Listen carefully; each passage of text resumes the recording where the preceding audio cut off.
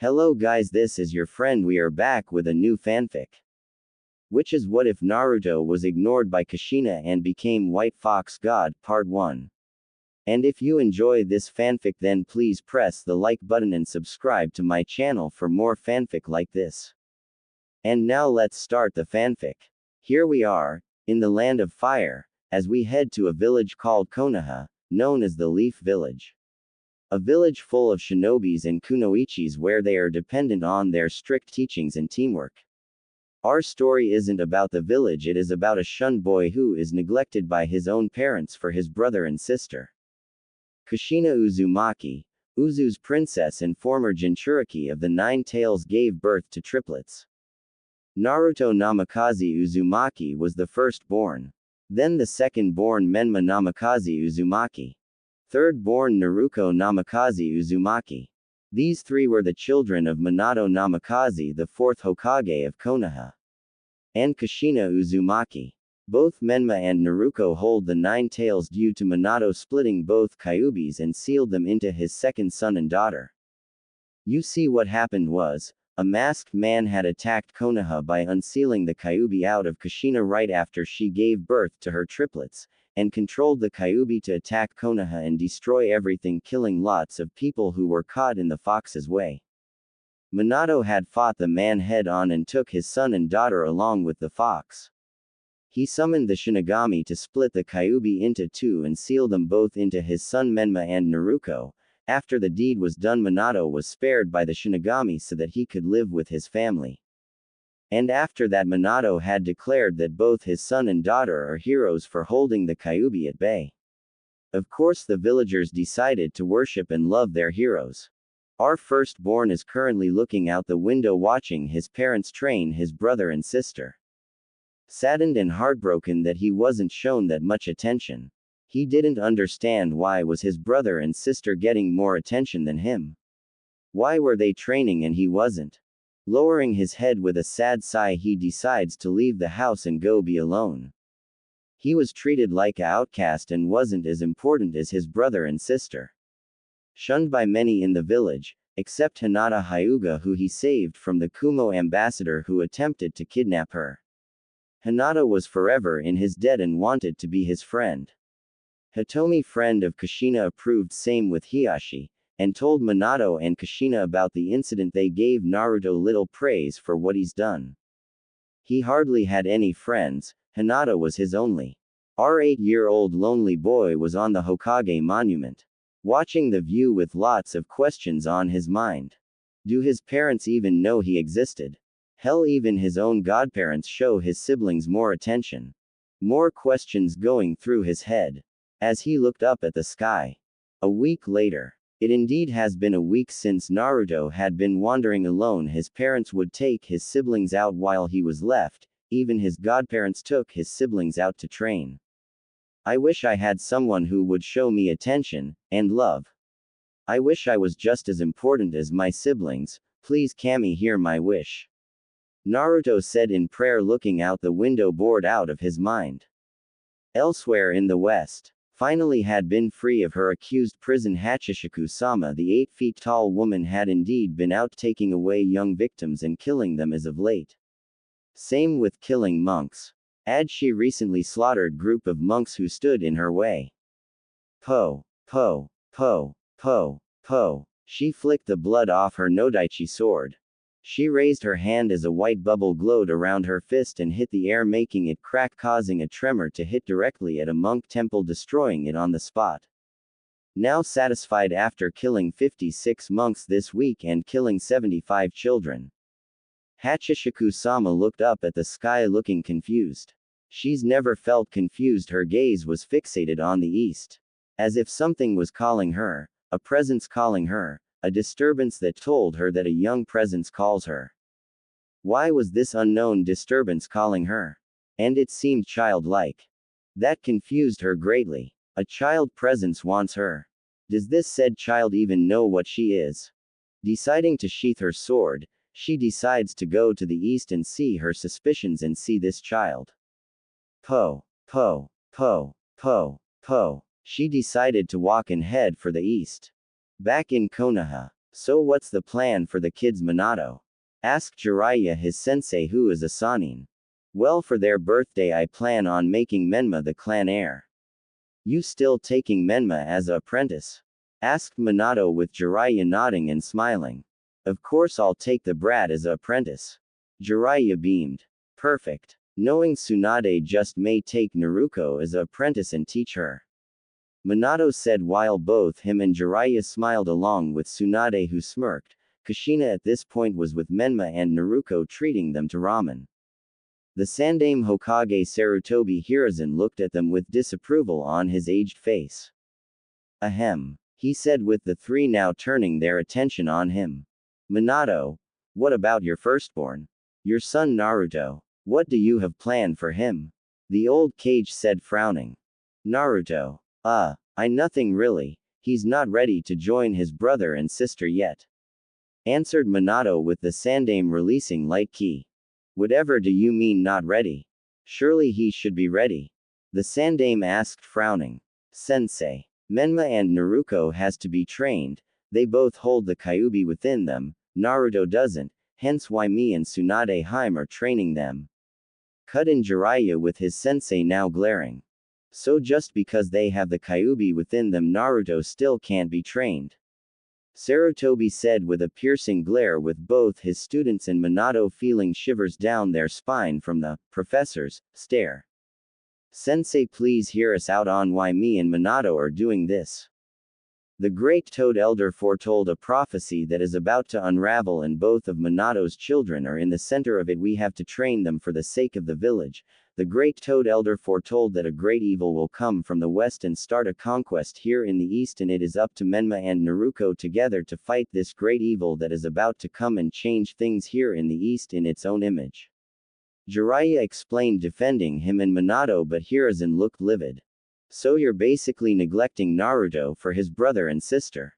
And how do you know if the prophecy does come true? Hiruzen still with a glare, with the three wincing. Sarutobi, I know you don't like this any more than we do, but it's for the sake of the village, if not the world. Someday we will focus on Naruto's training, right now we have to focus on his brother and sister. Minato said, hoping the Sandaime could see reason. Unfortunately, the Sandaime stood up with a look of disappointment on his face. You better pray to Kami that Naruto doesn't wind up becoming scorned because of your idiocy, Minato. You too, Jiraiya. What says you, Tsunade? Surely you wouldn't go through with this. After all, Naruto is your godson too. Hiruzen said with disappointment in his voice, with both men looking like they've been slapped in the face. Sarutobi sensei, as much as I don't like this either, but think about preparing Naruto-chan to face this great evil that is coming. Tsunade said with the Sandaime glaring at her. I'm ashamed of all of you. I'm sure Mito Uzumaki and your great-grand-uncle and great-grandfather would be very ashamed of you, Tsunade. I don't know what Kushina would think, but Mito would be disappointed in her also. If Orochimaru hadn't turned evil, he would have agreed with me on this. Said Sarutobi Hiruzen as he walked out the office, unable to see their faces, leaving them shocked. Minato felt conflicted about this, having heard what the Sandaime said and that he wouldn't agree to their plan. Was he doing the right thing? Kid, don't worry. Sensei will come around, just give him some time. Jiraiya assured. Minato looked down, nodding slightly. The next day, Naruto would be sitting with Hinata. Both sitting on a field alone looking at the sky. Naruto-kun, are you okay? Hinata had asked. She didn't need her Byakugan to see through his mask, which she is aware he is wearing. I am fine, Hinata-chan. He answered, but she frowned lightly. Naruto-kun, you know you don't have to lie. She pointed out, seeing him sigh, knowing she was right. No, I'm not okay, Hina-chan.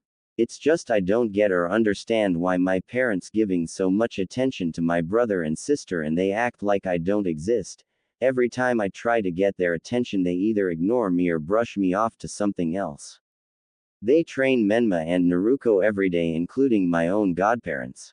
I just feel like they've forgotten about me and don't even want to train me. Naruto said sadly, with Hinata also looking saddened at that. She wonders should she bring this up to her mother and father. Because this isn't right. Naruto-kun shouldn't be saddened and his parents should start showing him love and affection. There Naruto-kun. I'm sure they haven't forgotten you entirely, said Hinata putting a hand on his shoulder. And at that moment Naruto's brother Menma showed up. Hinata-chan, there you are. Why are you with this loser? Come hang with me, Menma said, causing Hinata to surprisingly glare at him. No thanks. Can't you see I'm with him now? Hinata said, seeing him frown. What do you see in that hopeless loser? He's not even a clan heir. Which will be me soon. Menma said, with both Naruto and Hinata widening their eyes. Hold on, I'm the firstborn. It should go to me. Naruto said, standing up. Oh, like you can ever be clan heir. You haven't been trained yet. Father is making me clan heir on our birthday, brother, not you. Menma said with a smug look as Naruto's mask was slowly cracking after hearing that. Naruto started to walk away. That's right, walk away, Menma said, now with his attention on Hinata, who also walked away. Where do you think you're going, Hina-chan? That loser is leaving, Menma said with her looking at him with rare anger. I'm going home. She spoke rather coldly at him as she continued to walk her way home. Namikaze House. Naruto came home with a depressed look after learning that he is losing his clan heir status. He decided to go upstairs and get in bed. As he decided to sleep. Dreamscape. Now in his own dream, looking sadly as rain clouds appeared in his dream, raining, with thunder booming in the sky. Feeling very depressed and saddened.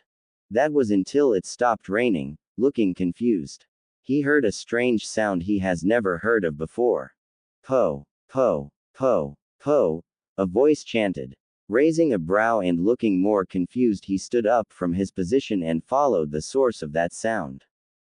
Po, po, po, po, po, po, po, po.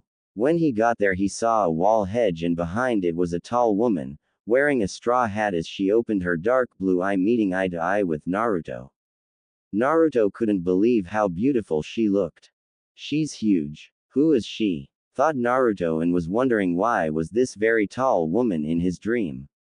The tall woman walked around the wall hedge for Naruto to get a better look at her.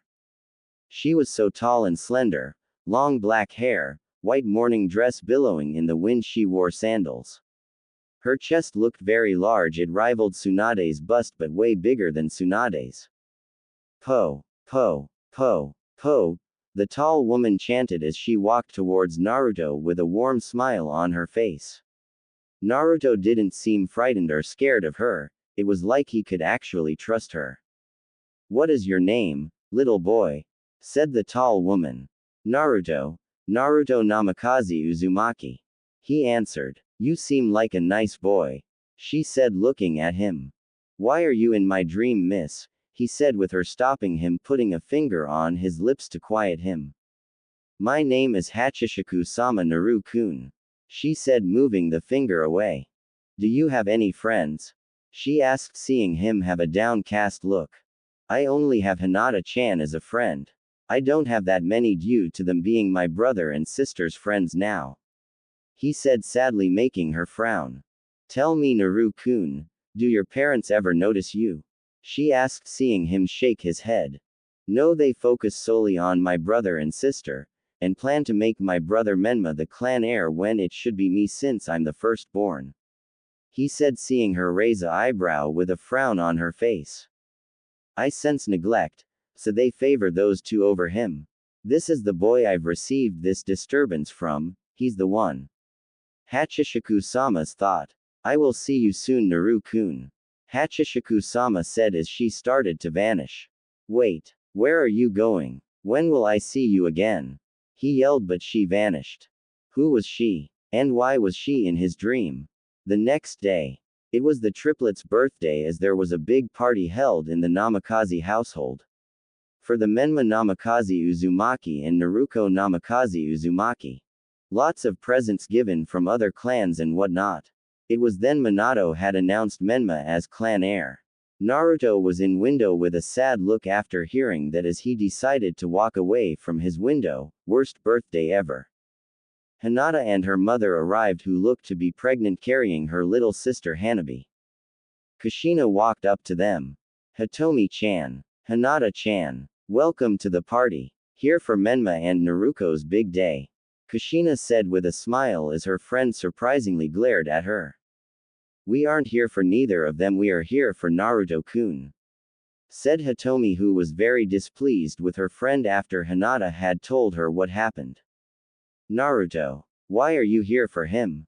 She asked with Hitomi's glare increasing. It's his birthday too, you know.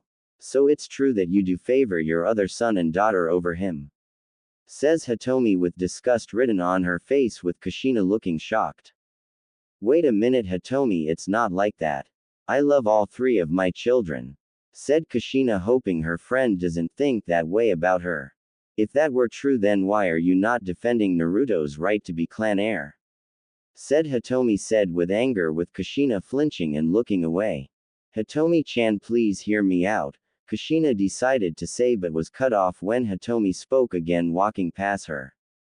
You disappoint me, Kushina, and you call yourself a Uzumaki. We are getting Naruto and taking him somewhere special for his birthday, since this party is about your favorites, hissed Hitomi, with Kushina looking hurt by that. Watching. Hitomi-chan, wait, pleaded Kushina, who started to go after her friend and try to explain. As soon as they got into the house, Hinata decided to upstairs since she knew where Naruto's room would be. Naruto-kun, it's me. Hinata would open the door and only saw the room empty, but she did spot a note on his bed. Walking over to it, she picked it up and began reading it, only for her eyes to widen and tears shed as she immediately ran out his room, running past Kushina and her mother. Hinata-chan, her mother said, seeing her daughter run past her crying, as she decided to go to the room to see what made her daughter run like that, as she saw the note and picked it up, reading it also, only for her to widen her eyes. Hinata, wait, screamed Hitomi. Hitomi, what's going on? Kushina asked, only to receive a slap from her friend, shocked that her friend slapped her. This is all you and Minato's fault. Because of both of your actions, your firstborn son is running away, screamed Hitomi, who ran after her daughter as Kushina looked worried and widened her eyes as she looked saddened. What have I done? Kushina thought, running to go alert Minato. With Naruto, he couldn't take it anymore. He couldn't stand to live there at his family's house and decides to run away. What did it matter if he did run away? It's not like they are going to care anyway, since they're so focused on his siblings. He would keep running, that was until he heard that sound again. Po, po, po, po, po, po, po, po, po, po. He stopped in his tracks as he turned and saw Hachishaku-sama in the alleyway. Widening his eyes, he couldn't believe she's actually here. And that she's real. Ready to go, Naruto-kun, she said in her soft voice. Yes, was his reply, as she let out a hand, waiting for him to accept it. He slowly walked towards her hand, getting ready to accept it. Not that far from him, Hinata had made it and saw him with a very tall woman she has never seen before. Naruto-kun, she yelled, running towards him, only for her to be too late as he grabbed a hold of Hachishaku-sama's hand as the two instantly vanished, shocking Hinata. Naruto-kun, screamed Hinata. Having took Naruto away from Konoha, Hachishaku-sama is taking the boy somewhere special on his birthday. Where are we going, Hachi? Naruto asked, with her carrying him. To the amusement park, for your birthday. Have you been to one? She said, looking down at him, seeing him shake his head, which of course she knew his parents doesn't seem to involve him into anything. Well, you and I are going to have plenty of fun on your birthday, Hachishaku-sama said with a warm, gentle smile on her face. As they suddenly reached to the amusement park, as Naruto widened his eyes at the amount of rides, games and other fun stuff such as animals, clowns, but there is one problem. There is no one at the amusement park but Naruto and Hachishaku-sama. Funhouses, balloons everywhere, snack bars. Naruto looked really excited as Hachishaku-sama smiled and giggled as the two walked to the first ride, the merry-go-round. The two would also be on a trolley or train with a monkey wearing a train conductor hat. As Naruto sat close to Hachishaku-sama, with her putting her arm around him which he liked. The two would eat vanilla ice cream together, as Naruto shared some of his with her. The two would play with each other in the pen with colorful balls. Hachishaku-sama giggled as Naruto for the first time in his life laughed with a wide smile at the 8-foot-tall woman. She would take him to see animals, such as lions, tigers, elephants, seals and any other circus-related animal. They would be on a grassy field with green bright grass and flowers as they ran up the hill and rolled down to the bottom in each other's arms laughing and giggling without a care in the world. Naruto would pick up some flowers and give some to her which made her blush and smile accepting them. Hachishaku-sama would piggyback Naruto on her back running across the grassy field. Naruto exclaimed with Hachishaku-sama now tossing him up in the air as she caught him seeing that he liked that. Now they are eating ice cream and cake as she put some candles on the birthday cake. As he smiled looking at the cake, this was the best birthday ever. Blow out the candles Naru-kun make a wish. Said Hachishaku-sama. I wish I could stay with you Hachishaku-sama. Naruto shouted as he blew all his candles as she cheered happily smiling. Both him and her are eating the cake with more ice cream. And later on at night, it was the fireworks being set as her and him sat together on the field watching the fireworks. He leaned up against her, as she had her arm around him smiling with a faint blush on her cheeks. Naru-kun. She spoke softly. Yes. He replied back looking up at her. Do you know why your parents are neglecting you over your brother and sister? She asked seeing him lose his smile. I don't know really. Every time I ask when could they train me they would ignore me, even and look the other way, same with my godparents, but one night I overheard them mention about preparing Menma and Naruto up for some kind of challenge or prophecy. He said having remembered how he eavesdropped on his parents that one night. Hachishaku-sama was silent hearing him explain but then her eyes widened slightly when he mentioned a prophecy. So they neglected their firstborn over their other children and is preparing them for this prophecy. It seems she will have to send her spirit form into the summoning realm to research what prophecy. But she has a hunch that all three of Minato and Kushina's kids are involved in it or maybe, only one of them. She focused her eyes on Naruto for a bit. I just want to be just as important and special as my brother and sister. He said looking downcast not aware of Hachishaku-sama's shadowed expression and did not see her evil wicked smile. Oh those fools, they do not realize they casted away their only hope. Who could possibly be in the center of this prophecy? Hachishaku-sama said in thought as she had a very evil plan growing in her mind. If she plays her cards right and influence Naruto in her own image she could help him with his revenge and let him give all who wronged him hell. Era Naru-kun if you want to be as special and important as your siblings I could help you with that. Said Hachishaku-sama with him now looking at her with hope in his eyes. Can you? Naruto asked as she nodded with a warm smile. Of course. It's what I do. Hachishaku-sama said with a bright smile. Really? Awesome. I get training. Naruto cheered happily. Oh this is just too perfect. All I need to do now is let the hate for his family and everyone who wronged him grow within him, push him to vengeance and maybe torture his own family with great vengeance and furious anger. She said in thought with a hidden sadistic smile.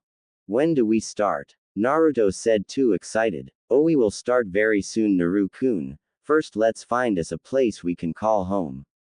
She said carrying him in bridal style. Oh yes, this was definitely going to be fun. Her and Naruto-kun together.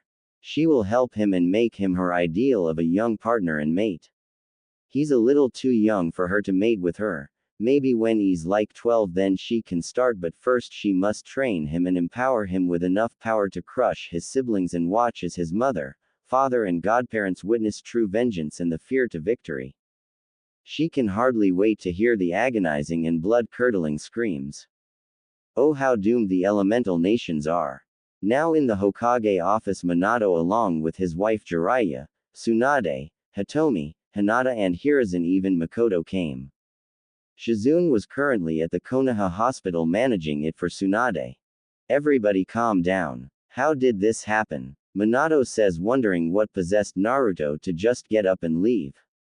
Hiruzen just glared at Minato. Hitomi had told him what happened and gave him the letter. How did this happen? For someone who's a leader of the village and very smart. You don't even know your own son. Hitomi hissed with Kushina flinching at her tone. Even Minato winced. Hitomi-chan, please, Kushina said, trying to reason with her best friend. Quiet, Uzumaki-san. Because of you and Minato, Naruto-kun is gone with some stranger. Hissed Hitomi. Wait a minute, what do you mean gone? Why would Naruto leave on his birthday? Asked Makoto Uchiha. Hinata-chan, can you tell us who took Naruto? Surely you saw him going with someone after you told me. Hitomi asked her daughter as everyone focused on her. She looked angry, glaring at those responsible for hurting Naruto-kun. Who I saw with him was a big woman. Hinata answered with everyone looking confused. Big woman? How big? Jiraiya asked. I can't tell. She was very tall and big. She wore a white dress, sandals and a straw hat on her head. She had pale skin and long black hair. Hinata said, describing Hachishaku-sama with the adults in the room absorbing description Hinata had mentioned. That's odd, we don't have that many tall women in Konoha. Pondered Tsunade. But what could this tall woman want with Naruto? How could she take? Makoto spoke with Hinata cutting her off. She didn't take him. He went with her willingly. I saw what I saw. Said Hinata, as she probably knew why he went willingly. I don't understand. Makoto asked with Hitomi giving her a look. Why don't you ask Uzumaki-san and Namikaze-san? They are mostly the blame for this. Hitomi said with Makoto looking at the two who did not meet her look. Kushina, what is Hitomi talking about? Asked Makoto with Kushina not looking her way. We focused more on Menma and Naruto, because they both held the Kyuubi within them. I wanted to train him, but Minato-kun says we should focus on both of them. Kushina answered with Makoto looking appalled. So basically you neglected him. Leaving him out. How could you? Screamed Makoto looking outraged. Please listen, Makoto-chan. It wasn't like that. Kushina would try to see only for Makoto to blaze her Sharingan to life, glaring at her best friend. Now let's not get hasty, Jiraiya said, only to flinch from both Makoto and Hitomi's look. Hiruzen joined in, glaring. Shut it, you fucking hermit. You're Naruto's godfather. How could you neglect him? You and Tsunade both are just as guilty as they are. And because of your stupidity, he's gone with some woman we have never seen before. Makoto ranted. Wait a minute now. It's not my fault that the little brat ran away with a stranger. Jiraiya defended himself. It's pretty much all of your faults that he ran with this stranger, and now we may never know where he is. If anything, he just may be much better with this stranger. Hiruzen said with Minato glaring. Hold on there, Sarutobi, that's my son you are talking about. Minato says with anger on your face. Son. I'm sorry, but did you just say, son? I thought Menma was your son. You, Kushina, Tsunade, and Jiraiya are all to blame for this, neglecting your firstborn over some prophecy by focusing all your attention on Menma and Naruto. You better pray to Kami that Naruto doesn't become scorned and seeks vengeance upon all of you. Hiruzen shot back as he left, leaving Minato and the rest stunned from his words. Come Hinata-chan, we are going home. Hitomi said, not wanting to look at her friend anymore as both of them left. Makoto decided to leave. Makoto-chan, wait. Please let me explain. Kushina said with a pleading look. The Uchiha woman turned and scowled at her former best friend. I don't know who you are anymore. Makoto says as she left, leaving Kushina to tears. We need to find out who that woman was that took Naruto, and get him back. Minato says. But how? How can we find him? Kushina said with tears in her eyes. I don't know honestly. I'll have the tracker team investigate on this maybe and see Consume's dogs get the scent of this stranger. Minato says. With Naruto and Hachishaku, she carried the boy in piggyback as they traveled far into the west. The two would venture through the western lands and plains. She would look for a perfect place for them to call home. And knew the perfect one where no man or person has ever set foot in. And the place she was going to was Inunnaki Village, a cursed village that no one would ever set foot in and would never come back alive. You must take a small side road past old Inunnaki Tunnel to find the village. It's small and easy to miss, so most people don't ever find it. She spotted the tunnel that appears to be sealed up, which looks like the work of those damn monks who sealed it up. Looking annoyed. If you're brave enough to enter yourself, it's said the village is full of traps and the villagers themselves will attack you with hatchets and sickles. There's no phone service either, so you'll be completely on your own. The village is said to have been isolated from the outside world since the Edo period, and because of that, the government treats them as a special reservation. If you're foolish enough to go in there, you are entirely on your own, and no one who has entered has ever escaped alive. Hachishaku-sama felt no fear from this place. She was going to make this both hers and Naruto's home and village. And because of her yokai aura and influence, she can shift the village in her own way. She gently laid Naruto down and unsheathed her sword and cut down the seals as the barrier was lifted. She picked him up and went inside the haunted tunnel. It's said you'll hear howling and screaming in the woods of Inunnaki Ridge. And Inunnaki Village, the most fearsome of all. The haunted tunnel had seemed to respect Hachishaku-sama along with who she brought. Its curse has no effect over her or Naruto for that matter because of her influence. Having reached the end of the tunnel, she gazed at the haunted village. Vacant and in current ruins. Corpses. It seems the villagers were driven insane and had killed each other. No sign of life here in this village. Everything here looked barren. No grass, no animals, or even water. Good. Since she can control the dead, maybe she can manipulate the dead to rebuild this broken down village. But before she could do that, she would find them a place to stay at. She went into what looks like a house big enough for a family to live here in peace. Walking inside, she smiled. She found a bed for Naruto to rest on since he was still asleep. Walking out the house, she smiled heavily. She would raise her slender arms and flare her yokai chakra, spreading it all over the village, reviving the dead. Corpses would moan after being revived as they all turned towards their master who revived them. Rebuild and fix this village. I want it in good shape for my mate. She ordered, and without question, they carried out her demand and started getting to work. Now all she had to do was see how to make Naruto special since she promised him.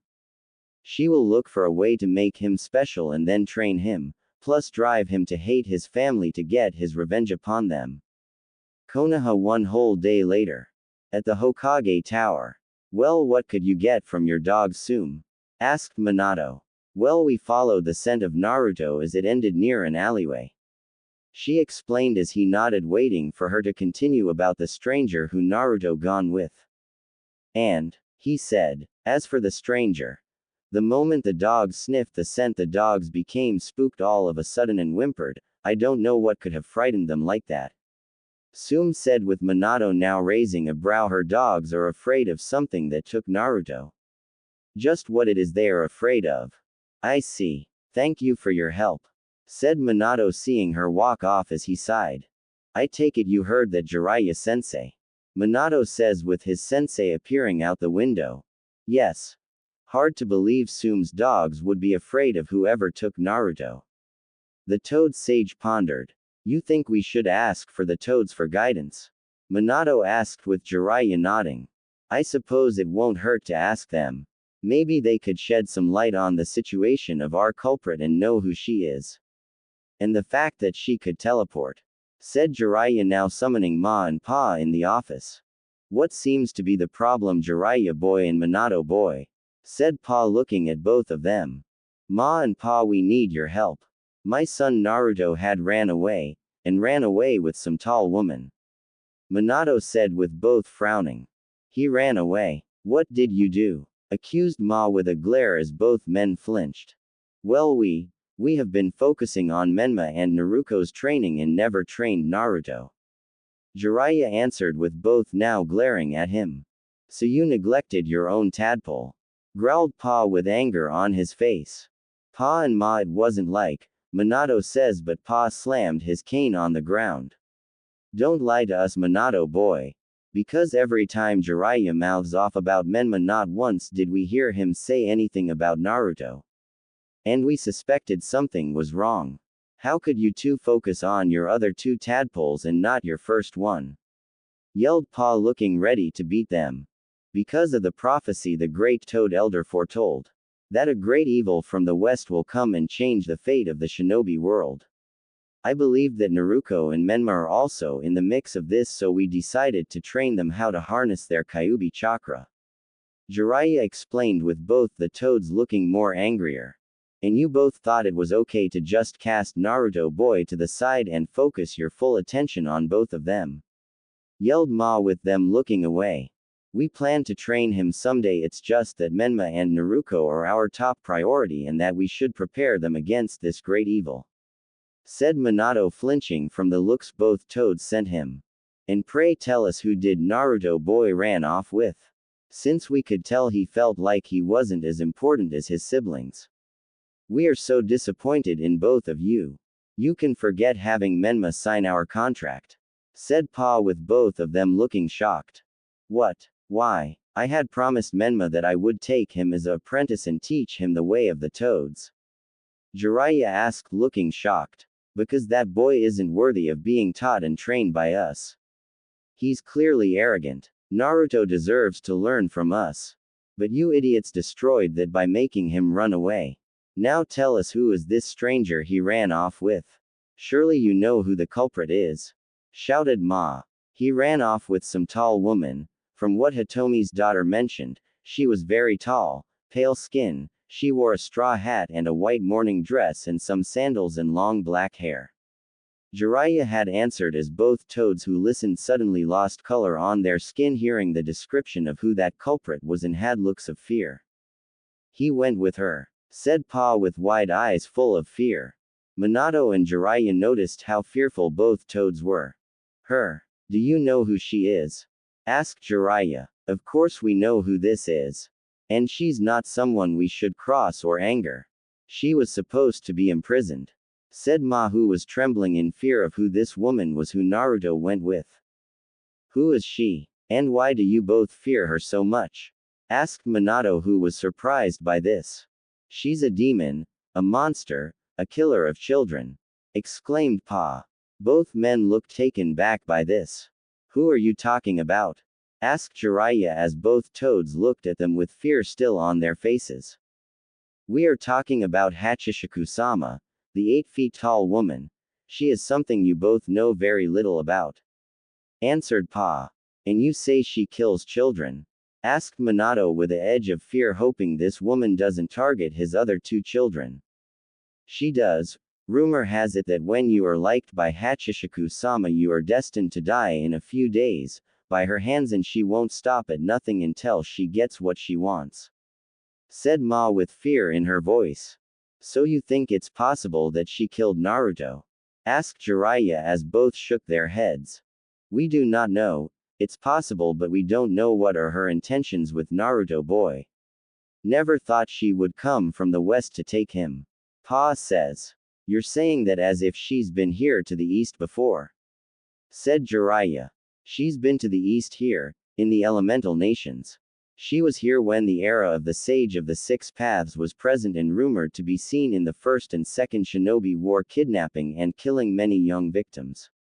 Explained Pa. So how do we get Naruto back from her? Asked Minato. That is a bad sign. Taking away someone she likes will lead to bloodshed. Said Ma. Well, can't we have your assistance in getting him back from her? Asked Jiraiya. No. They both said in unison, shocking both men. Why? Shouted Minato. We can't be involved. She can send her spirit form into the summoning realm. Said Ma. Do not provoke her. She's not someone you want to anger. Please heed our warnings. We must bring this up with the entire summons in the summoning realm that she has returned. Said Pa. Hey wait. We need your help, pleaded Minato. I'm afraid we cannot help you.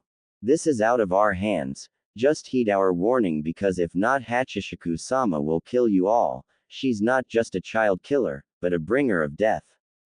Said Ma as both of them vanished, leaving the two stunned. What do we do? Asked Minato. We must tell Kushina along with Tsunade. They need to know this. And we must pay very close attention on Menma and Naruto. She might just target them next. Jiraiya says.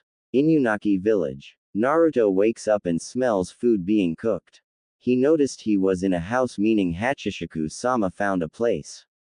He found her in the kitchen cooking pork ramen, since she had leave the village to hunt a boar and bring water and the ingredients to cook ramen. Era. You're up, Naru-kun, she said with him coming towards her, sitting on a chair as she brought him his bowl of ramen. He smiled and started eating as she sat by him eating hers. So where are we, Hachi-chan? He asked. We found our own village, Naru-kun. We both own it and we will be living here for eternity. She explained. Awesome. So I can be my own cage. He said with a smile. Exactly. And when we get the chance, I'm going to make you as special as your siblings that I promised you. She said with him beaming at that. I can hardly wait. He said, beamed. That worthless idiot. Growled Menma. He ruined everything. He added in frustration. As Naruto looked at her brother, who is blaming on their way other brother Naruto who ran away. He ruined our birthday party. I hate him, ranted Menma while Naruto looked away from him, ignoring his ranting. As she looked out in the window with a sad face.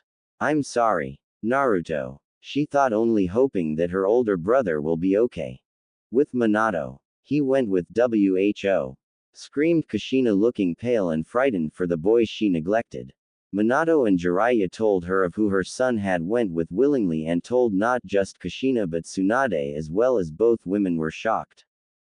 Hachishaku-sama, muttered Tsunade as she recalled how her great-grandfather and great-grandma Mito told her the story about Hachishaku-sama. We must get my baby boy back. She shouted. She feels horrible for what she had done. Kushina, I'm afraid it's impossible to get him back. We don't even know where he is. Says Minato, trying to calm her down. I don't care. I want my son back. She yelled. We don't know where to find her or know where she is. The toads refuse to help us and are angry with us as well due to focusing on Menma and Naruto. Says Jiraiya, just wondering how big of a deal this Hachishaku-sama is. And whose fault do you think that is? Says a voice as they turned over and saw the Sandaime Hokage. All of you abandoned Naruto over some prophecy, and now he's in the hands with the most infamous urban legend of all time since the Sage of the Six Paths. Sarutobi says, with them looking away and feeling a bit guilty for what they let happen. You better pray to Kami that he doesn't try to come here and attack everyone out of great vengeance and furious anger. He says with Jiraiya frowning. Sensei, how do we know for sure that Naruto will turn out like that? It's not like him to attack us or his own family. He says with his sensei scoffing. For your sake I hope you're right, but it's a possibility that he will do it, not to mention the neglect he had endured from his parents and godparents whom favored his brother and sister over him. Sarutobi would say as they looked down, with Kushina looking close to tears. She called herself a mother and she neglected her firstborn over her other son and daughter. She has a feeling Mito Uzumaki is probably watching her from the heavens with a look of disappointment and disapproval. She has to make things right and make amends for ignoring and neglecting her little boy. So what do we now? Asked Tsunade. We cannot do nothing. We will have to accept that Naruto is gone forever. We don't know if the Hachishaku-sama killed him or not. Minato would say that was until he was met with a stinging slap to his face. So you're just gonna forget all about your firstborn? Abandon him to an urban legend? Kushina yelled, ready to beat the hell out of Minato. Kushina, face it, there is nothing we can do. He's gone and could be probably dead. We have to move on and focus on Menma and Naruto. Hachishaku-sama could target them next if we don't keep a watchful eye on them. He says while her eyes narrowed. You don't care about Naruto at all, do you? She accused. That's not what I'm saying and you know that. He said with defense. Bullshit. You claim he's already dead and just accept the fact that he's gone so quickly. I don't believe it, she says with anger. Oh, and what makes you think Hachishaku-sama did not kill him? He asks with a raised eyebrow. I don't know, but I just have this feeling that he's alive and that she didn't kill him. She admitted she has a feeling that he's alive and as well, but probably under Hachishaku-sama's influence against his will to go with her, knowing the yokai can do that to her young victims. Kushina-chan, I know you miss him and all, but right now we have to focus on our other two kids, to prepare them for this prophecy. He says, putting his hand on her shoulder in a comforting way, but she pushed it off. Don't touch me, she hissed, walking away, not wanting to speak to her husband. Hiruzen sighed as he knew it was time to go. Minato sighed himself, wondering what will he do about this situation. Don't worry, kid. She just needs a little more time. Right now we have important things to do. Jiraiya says with Minato nodding. Inunnaki Village. After eating lots of ramen from Hachishaku-sama, the boy is currently looking at his new caretaker, who smiled at him. She knew the plan to make him special, and that was to turn him into a yokai. Like she is. She grinned evilly. Her blood is the answer for all this. She grabs a knife and slits her palm of her hand, letting drops of blood fall in Naruto's tea. After letting a few drops fall in there, she healed her cut and then flared a little of her yokai chakra into the tea. Then stirs it up as it glowed a red ominous aura. The whole cup of tea did as she smiled. As she finished stirring, she brought to him. "Ah, what's that, Hachi-chan?" he asks, seeing her come to him. "It's my special tea I created. I thought you should try it," she says, handing him her cup as he accepted it and drank its contents, unaware of the wicked smile on her face. "That tasted good. What you put in it?" he asked. "Oh, just my special ingredient," she says with a smile. "At full moon it will change him," was her thoughts, looking at her future ideal of a young partner or mate. Later on that night, as the moon illuminated, it was full, flaring its lunar glow and brightness as it shines down on the Inunnaki village, on the house Hachishaku-sama and Naruto were both in. Now in bed with her, a great change had happened to his body. As his human blood had changed to yokai blood. His appearance had changed. Instead of being a 6-year-old, he had grew to the age of 15. Significantly taller and older looking. His hair grows long that it protrudes out the back of his head. The top half of his hair is white while the bottom half of his hair is black. The transformation had been complete. No more was he a human but a full-blooded yokai. As the morning came, Hachishaku-sama was shocked at his appearance. She could feel the power of yokai chakra surround him. Has her blood ascended him into a daiokai like her? And not a typical normal yokai. He began to take up, opening his eyes. His pupils were narrowed and no longer blue but red. "What is this? Why do I feel different?" he asks, getting up out of the bed only to widen his eyes at his new permanent appearance. Whoa. It was then he noticed his voice had changed. It was much calmer and cold, yet slight sinister. Hachishaku was too stunned to say anything. She had realized what she had done. "What happened to me?" he asked, looking at his appearance in the mirror. "That would be my doing, Naru-kun. Remember how I said I would make you special?" she says with him nodding as she explained how she done it. "So, I'm a full-blooded yokai?" he asks with her nodding. "Excellent." A thin smile played on his face looking at his new appearance, then turned towards Hachishaku-sama. "It seems I will have to thank you for turning me into this," he says with a grin, walking towards Hachishaku-sama, who winced seeing him walk towards her and then surprisingly kiss her on the lips, making her widen her dark blue eyes. The kiss broke apart as she blushed, looking at him. "Now, my dear, let's get something to eat," he would say, walking away. She looked at him with clear lust. She didn't think her blood would turn him into daiokai. It was as if she had accidentally turned him into a yokai lord. Now her plans will go further for him. Along with the future of the East. Minato sighed. Things have not been going well for him. Ever since Naruto has gone with this Hachishaku-sama, things have not gone well for him. And not in a good way. His family is falling apart. Though he, Jiraiya and Tsunade are currently training Menma and Naruto. Kushina on the other hand, drifted from their training. She didn't want no part in training them anymore. Ever since Naruto gone with Hachishaku-sama. Kushina refused to talk to Minato and she never came home, she went to a motel. He has to get her back to help train their children. He decided to go find his wife and talk to her. With Kushina, who is in her motel room. Having left the Namikaze manor. While drinking sake getting drunk to drink away her sorrows and that she is a horrible mother. She would not stop crying tears of what she had done. Her friends, Hitomi and Makoto doesn't want to talk to her or ever see her again because of how she neglected her son. Why did she do it? Why did she even listen to Minato? She cried harder. Her firstborn is gone. Gone with this Hachishaku-sama. She heard stories of the 8-foot-tall woman and what she does in her nature towards young victims. Hachishaku-sama is a yokai. A vengeful one at that. This demon always targets children and kidnaps them. It's unknown what she does to her captive victims. Some tales of the legend says she kills children for the pleasure. Or devours them. And not that Hachishaku-sama is a child killer. But a bringer of death. And now, that monster has her son. A son she neglected. Kushina shed tears. What kind of mother is she? She did not believe Hachishaku-sama killed her son. She took another sip of her sake bottle. That was until she heard a knock at the door. She went to go see who it was as she opened it. Only to scowl at the person she did not want to see right now.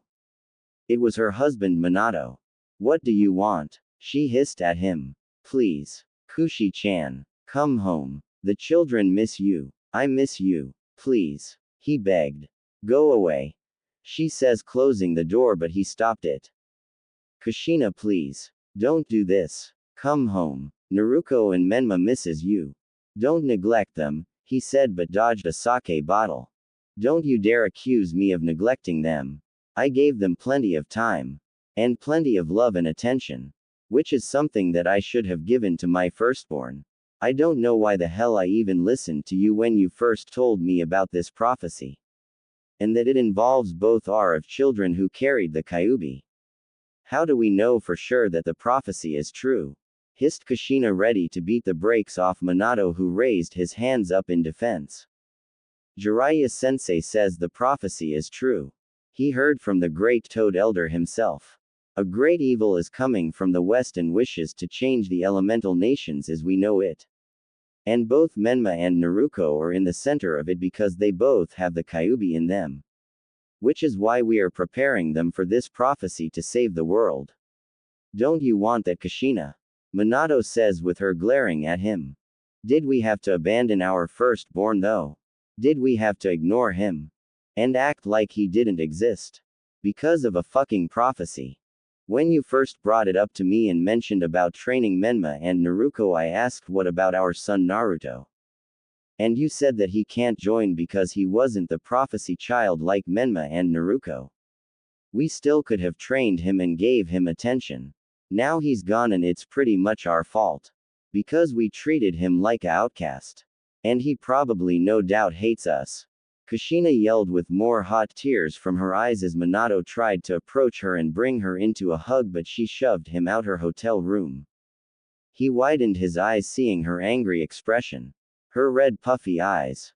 Kushi-chan, he says in a pleading tone looking up at her. Fuck you, Minato. She slammed the door hard. He sighed. He'll have to give her more time. To grieve. What will he do? Now. His kids both need their mother. For this training. Inunnaki Village. Now with Hachishaku having gotten used to being a full-fledged yokai. The two of them are eating ramen together. While watching the corpses keep fixing up the village. So far the corpses are making crops. Crops enough to grow vegetables, Maybe make a rice field, a hay field. Now all they needed was water to revive the barren lands of their village and also grow trees and other plant life. They would need animals here too. Like cows, chicken and whatnot, even fish. The houses and buildings are being fixed and built up by the undead. They would have to dig deeper in order to find water in the watering hole. It seems we would have to go on a raid to steal the necessary resources we need for our village. Naruto says. That won't be necessary, Naru-kun. I could command the corpses to leave the village and get that for us. Hachishaku-sama says while mentally controlling the corpses to do just that. Let's get more acquainted, she says huskily with lust. Oh, he raises a brow, seeing her come close. Let's do it, Naru-kun. She says, grabbing his hand, leading him into a bedroom. As they went into a bedroom, she undressed first, showing her form, in which he finds attractive and alluring. She helps him take off his clothes, revealing his thick, large member. She blushed looking at his developed member. Put it inside me, Naru-kun, she says, laying down on the bed as he got up on the bed and put himself inside her, suddenly feeling a hot feeling flow through him. She moaned a little, feeling himself inside her.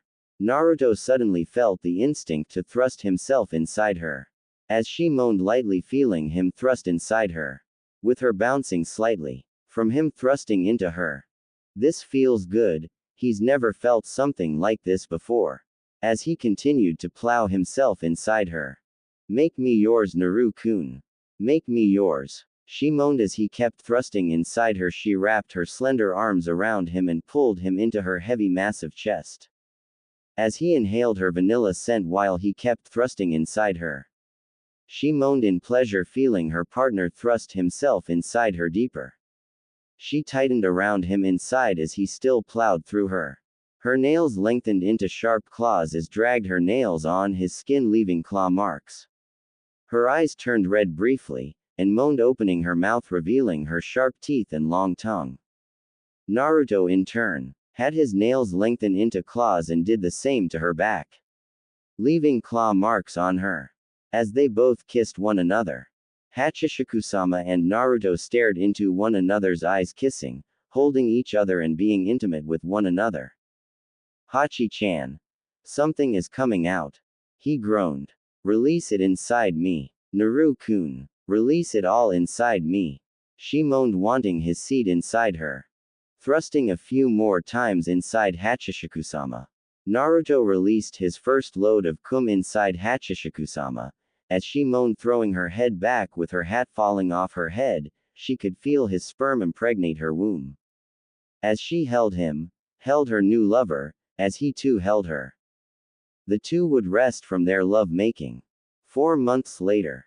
Inunnaki Village is recovering greatly. The grounds, the soil and dirt was no longer barren, grass had grown, the crops had grown, vegetables, trees were slowly growing to life. Houses and buildings became good as new. The watering hole filled with water that had been dug up deep from the ground. The corpses were still working. Still putting the village in great shape. On their new mansion stood Naruto, who watched the newly revived Inunnaki Village grow to life. Besides him is Hachishaku-sama, who is heavily pregnant, looking down at her stomach, rubbing it. Smiling, knowing the life that's growing inside her. Naruto looked up at his tall wife with a smile. Happy that he gets to form a family of his own. They both held hands and looked at the village that is still in progress of being revived to full life. Inunnaki Village 6 years later. The village has been successfully revived. Grass everywhere. Insects in the fresh soil with butterflies flying. Trees grown large and massive, strong. Red spider lilies in some parts of the grassland. A waterfall that unleashes fresh, pure water along with fish now in lakes and river. Forest animals in the forest waltzing. Rice fields grown along with crops full of all vegetables and fruits. Houses fully completed and restored. The corpses had been laid to rest since they have restored Inunnaki Village by Hachishaku-sama's order. Now that the village is restored and rich, full of prosperity to Hachishaku-sama's liking and Naruto's liking. Though The cursed village is still cursed. Even the tunnel itself is cursed still. No one would dare come here. The monks had sealed up this village because it was haunted and cursed. But since Hachishaku-sama came here and destroyed the seal so that her and Naruto can live their lives here in eternity. Inunnaki Village is closed off from the western lands that Naruto and Hachishaku-sama live in. In the west there are multiple domains and other lands ruled by lords, governors and warlords. There are other demons in the west who praise after humans. Now, inside the village was the family itself who owns the whole Inunnaki Village. 4 children in front of their parents. The first child is a boy. Pale youth and dark hair like his mother. Blue eyes like his father. His hair is long that is tied up to a ponytail and bangs that pass his chin, often covering parts of his emotionless face. He wears a black kimono with many white anchor-shaped patterns and wears sandals. Besides the boy is his pet horse, a beautiful white horse named Madoru. His mother gave him this horse on his birthday. And what is our boy's name? Hyakkimaru Uzumaki. Next to him is his sister, Teiko Uzumaki. She has long black hair with her father's blue eyes as she wore a trench coat the color of red and likes to ask her father was she pretty. She also likes to carry scissors and many other sharp objects. Her mouth is ear to ear as if she is smiling, with rows of sharp fangs. Besides her younger sisters, who are identical twins. Sadako Uzumaki, black hair with streaks of blonde hair from her father, wearing a white morning dress like her mother. Black eyes. Next to her is her twin Kayako Uzumaki. She was Sadako's twin sister with pale skin and black eyes, wearing a white gown like her mother, black hair with red streaks in her hair.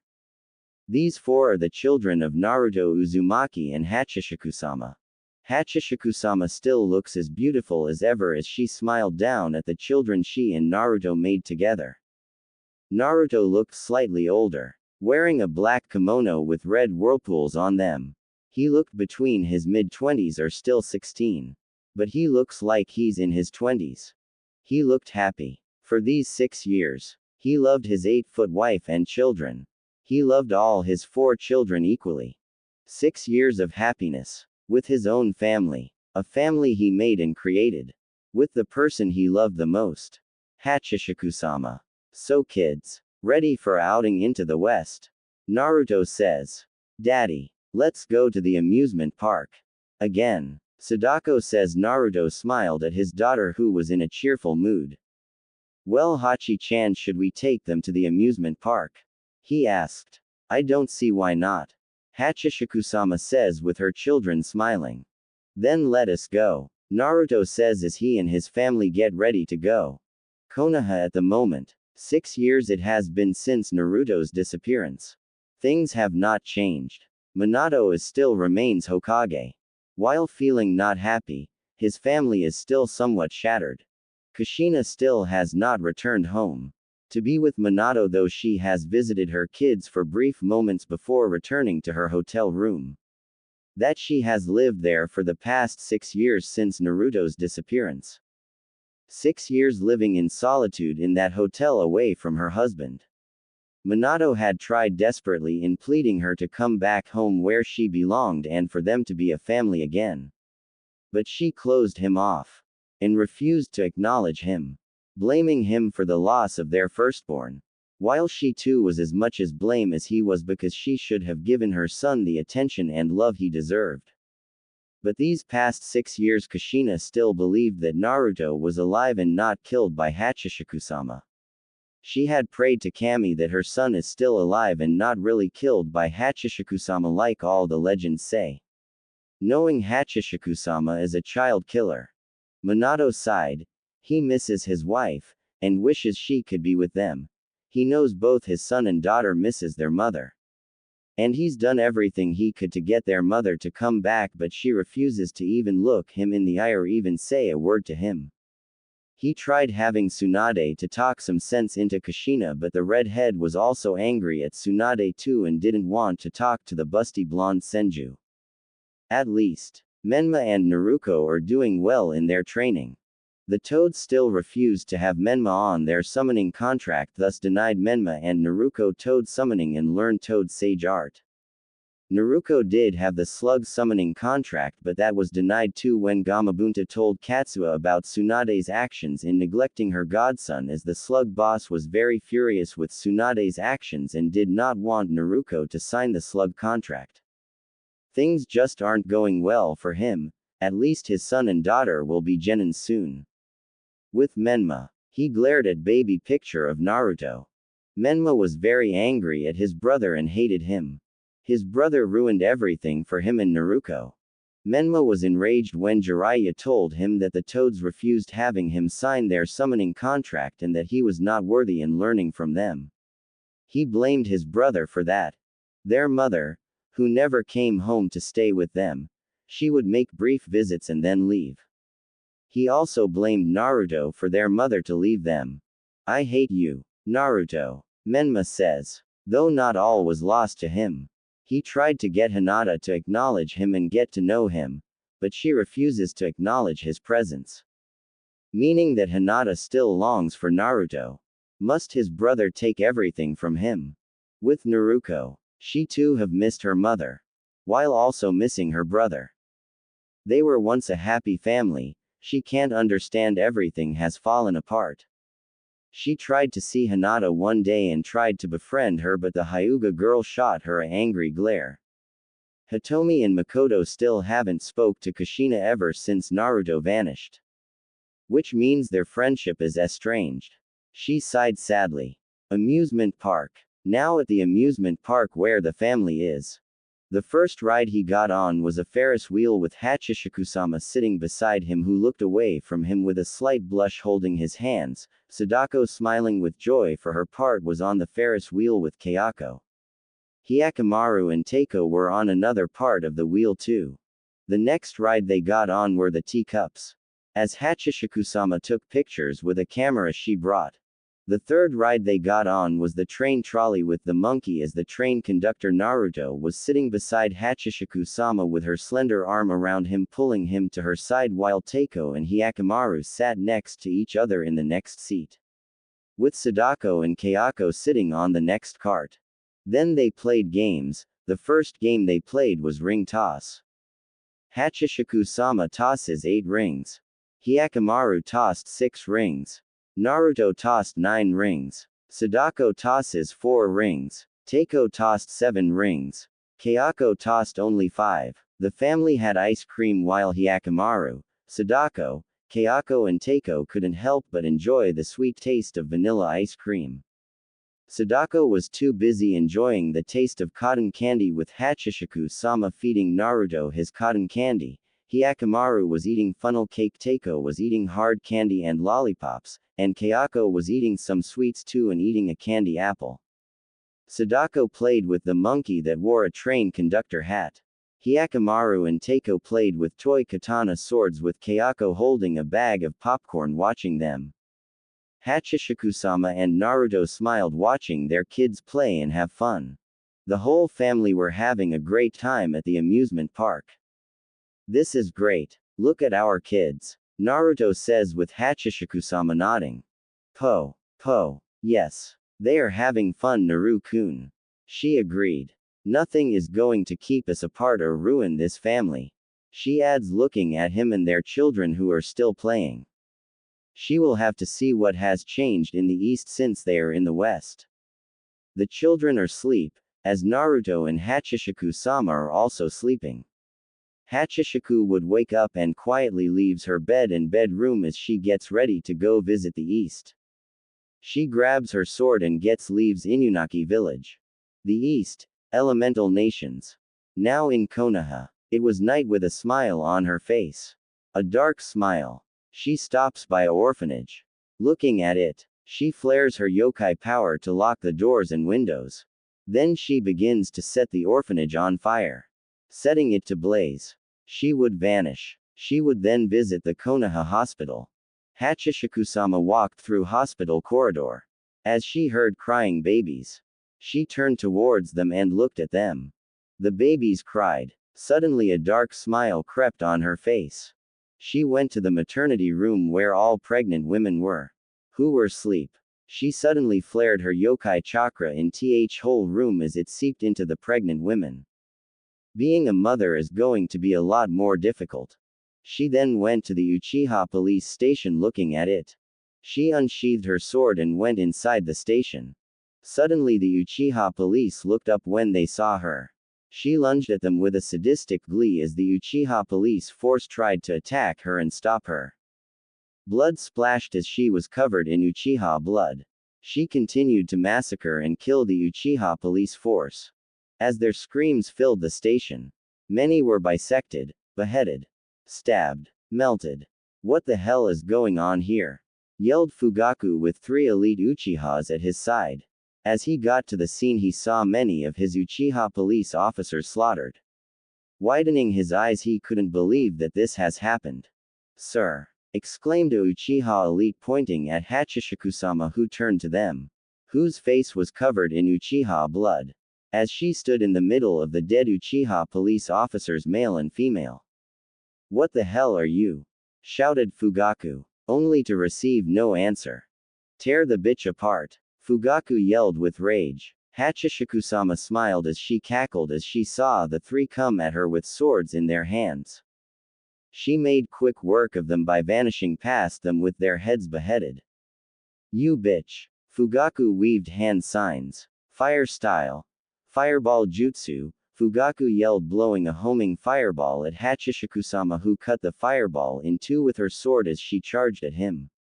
He turned on his Sharingan and grabbed 2 kunais. She thrusted her sword at him as he blocked with both kunais, but she was faster as she pushed him back and then hacked off his left arm making him scream in pain, then slashed down his stomach causing his blood to spray on her. She then beheaded him as his head flew in the air and then landed on the ground. After massacring the Uchiha police force she burned the station down. She headed towards Tenzo's house as he slept.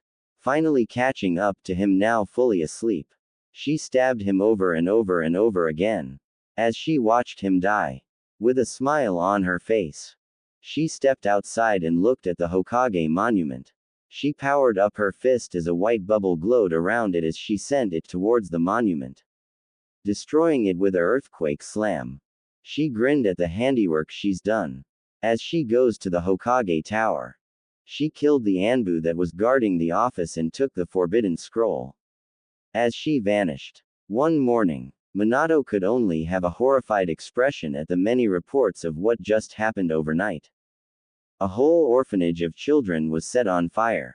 The hospital disturbed him. He had heard from Tsunade that all mothers who were supposed to deliver babies delivered babies that had no skin, organs, eyes, noses, limbs or bones.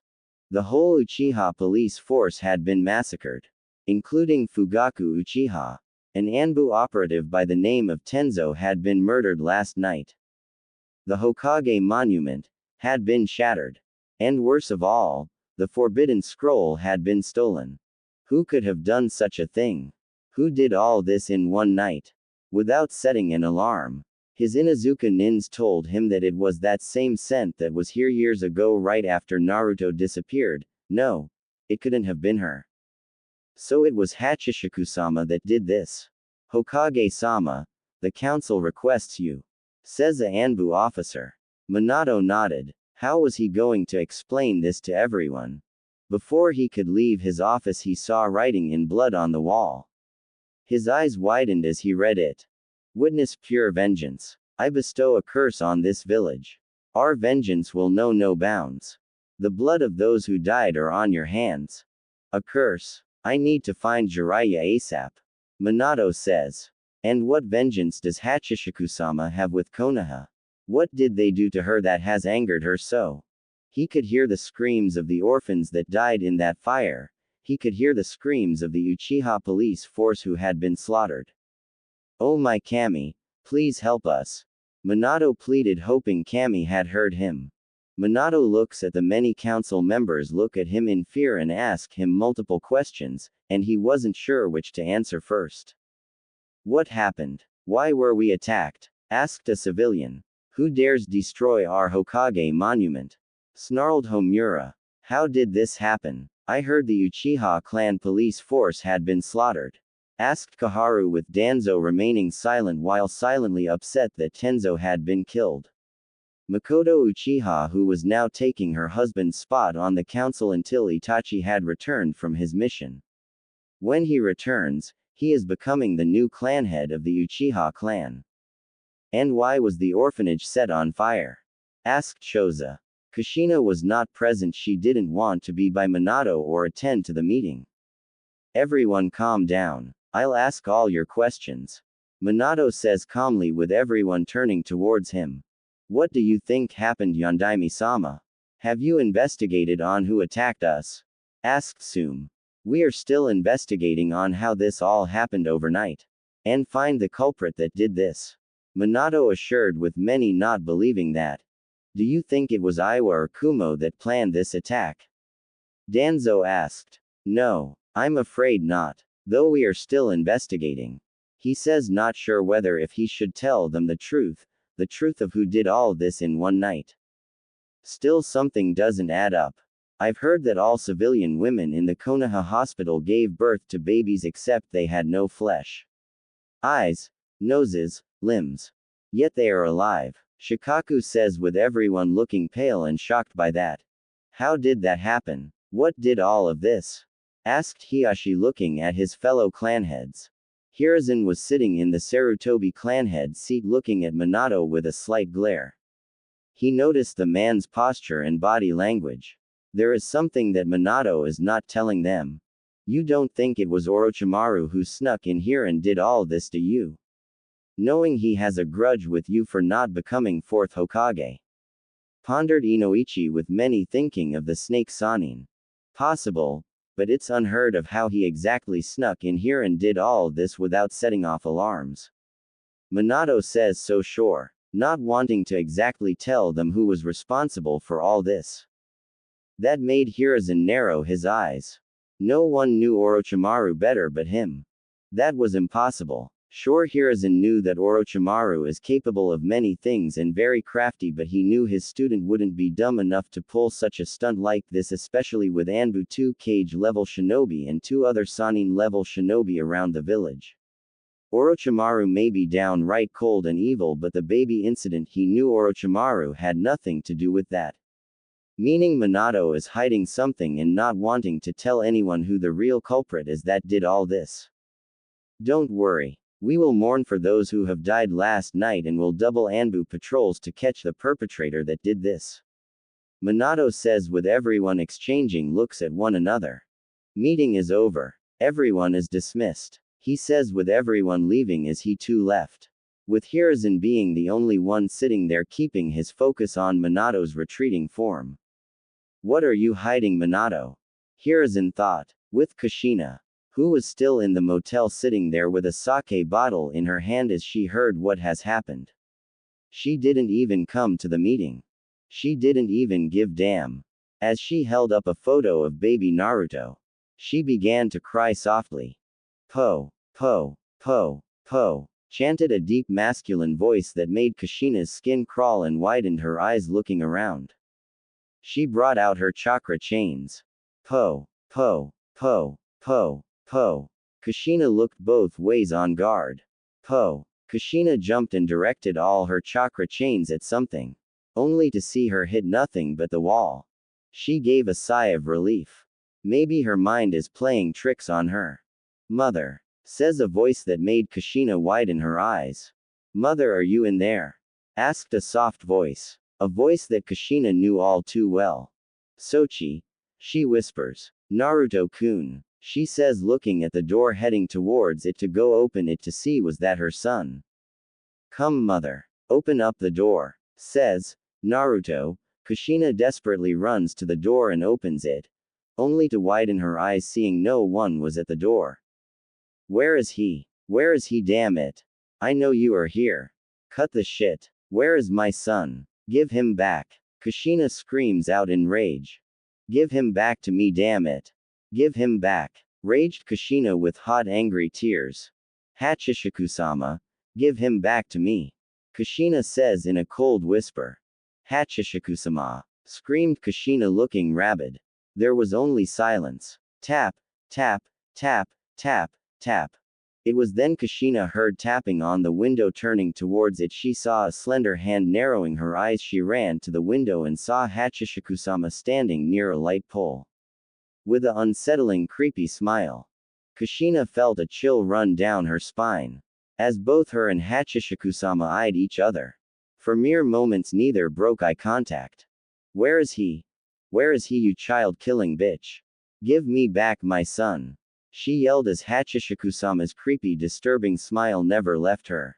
As Hachishaku-sama laughed darkly, Hachishaku-sama looked at Kushina with wide eyes and snarled demonically as she opened her mouth, unhinged her jaw, revealing sharp demonic teeth and a long tongue. The sight of it made Kushina flinch and felt her blood turn cold. Po! Hachishaku-sama teleported near the window so fast, scaring the daylights out of Kushina, who jumped back in fear, falling on her. Kushina whimpered as she slowly got back up at the window and looked out. She no longer saw Hachishaku-sama there. Meaning she's gone. She saw Hachishaku-sama. She saw Hachishaku-sama with her own eyes. I saw her. I saw her. Eyes wide, she ran out the motel. Hokage Tower. A curse. Jiraiya muttered as Minato nodded. Yes. She left a message written in blood.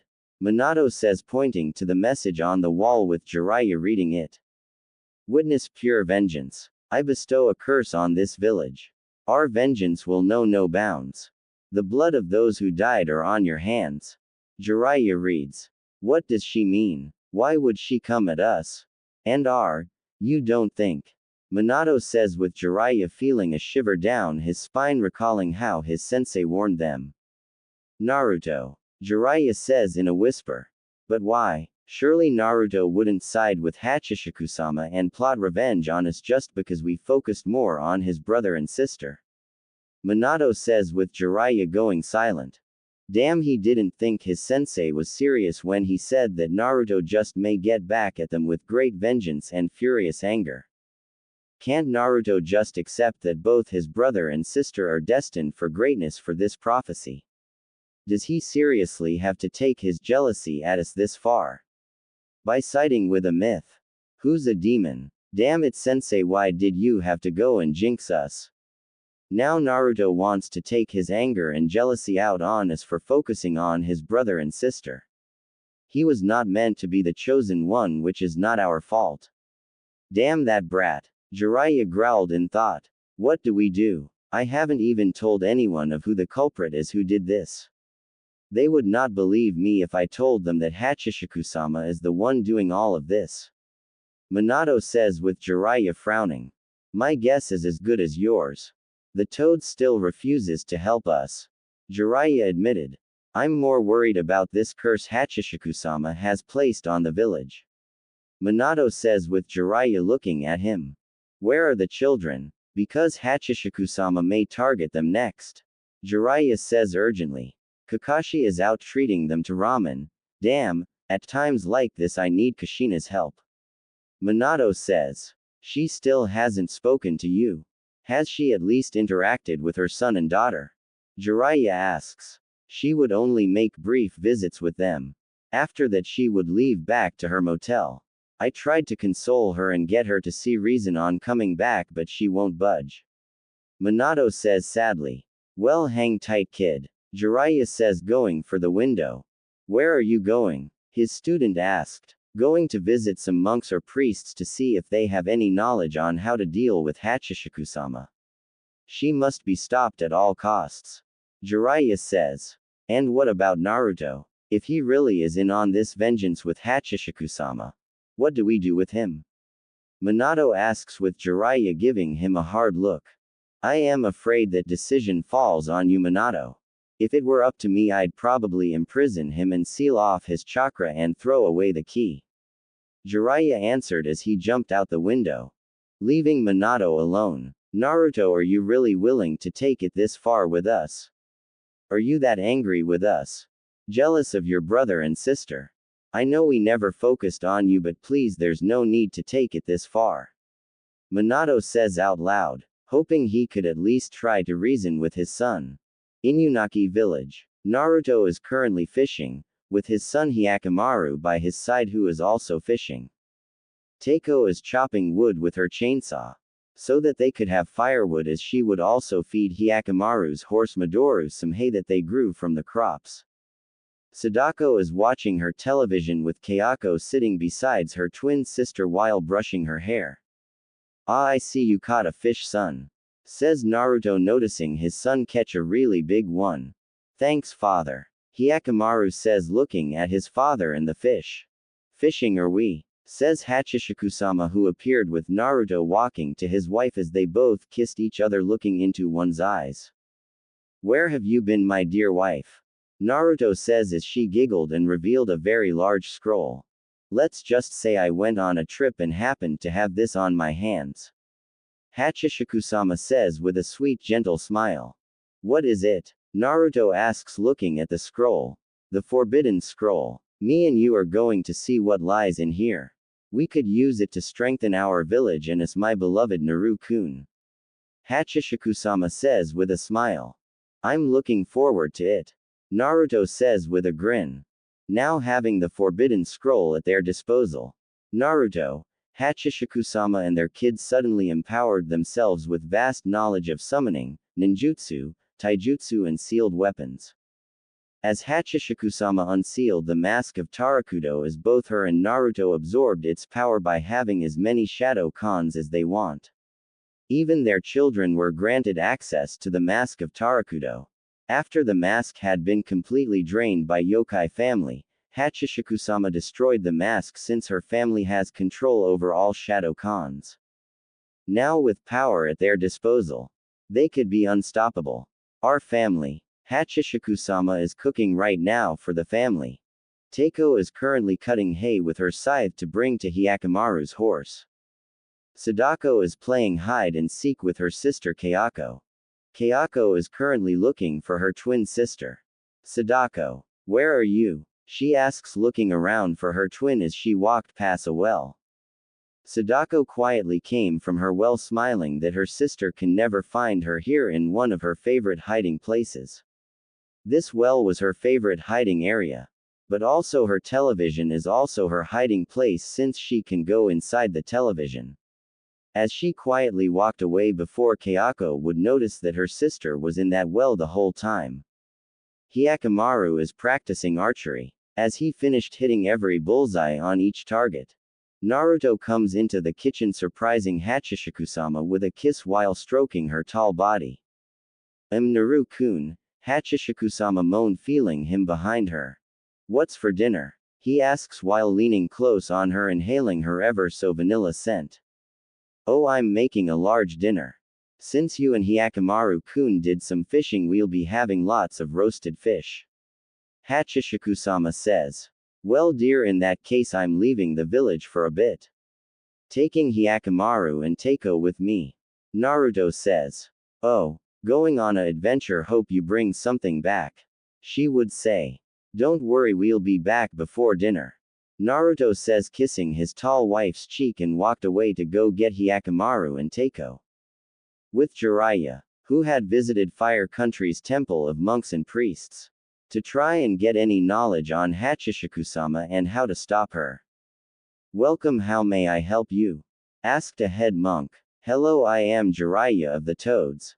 I'm sure you've heard of me," Jiraiya introduced, with the head priest raising a brow. "And just how may I help you?" the head priest asked. "I need some information about Hachishaku-sama. I want to know how to defeat her or kill her at least," Jiraiya asked, with the head monk frowning while having a grim expression that Hachishaku-sama is brought up. Killing Hachishaku-sama is impossible. No man or monk has ever succeeded in killing her. Though there is one way to ward off Hachishaku-sama and defeat her. The head monk says, with Jiraiya frowning. It seems this Hachishaku-sama could be somewhat immortal, or something. "And what is this one thing?" Jiraiya asks. "A Jizo seal statue," the monk replied. "A Jizo seal statue? What does it do?" the toad sage asked, now interested, hoping this could be the answer to their problems. "It would seal away Hachishaku-sama, or the very least ward her off from her young victims," the monk replied. Do you happen to have any? The toad sage asked. We only have 2 just in case the 8-foot yokai so happens to return, because last I checked she was sealed away by monks in the west decades ago. But I guess she's back. The monk says. What do you mean? Jiraiya asked. I've been hearing rumors of 20 kidnapped young boys and girls here in Fire Country and had prayed to Kami that the Hachishaku-sama wasn't back in the elemental nations. The monk replied with Jiraiya widening his eyes. Could we borrow both of your Jizo seal statues? I need them to capture Hachishaku-sama and seal her away. I have to protect my godchildren. Jiraiya says with the head monk frowning. I see. So your godchildren has been targeted by Hachishaku-sama. The monk said with Jiraiya nodding. Yes. Both of them are liked by Hachishaku-sama.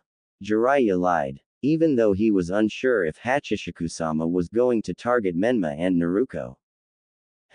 Very well. Take good care of them. They are the last ones we have, and be well. The head monk says, giving Jiraiya the 2 statues. Now sealing them in the scroll, he thanked the monk and decides to leave and goes back to Konoha to report to Minato. Konoha at the moment. Menma is looking for someone, and he's looking for a certain Hyuga heiress. He smiled when he saw her leave the bakery as she went to grab a box of cinnamon rolls.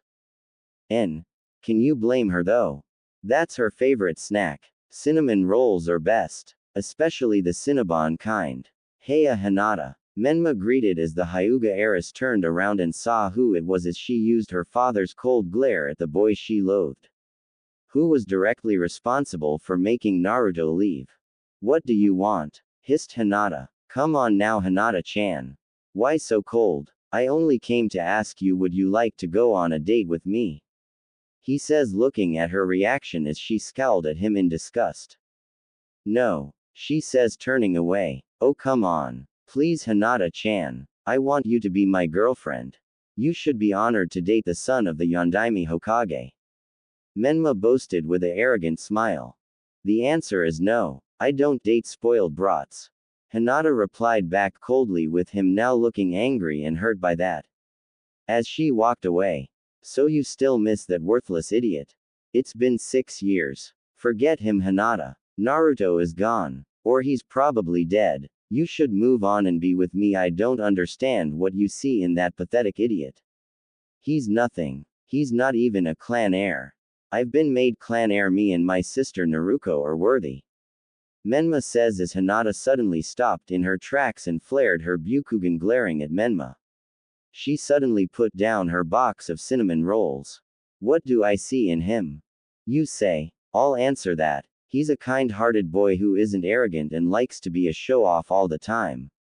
He was denied love by his own mother and father, even his own godparents.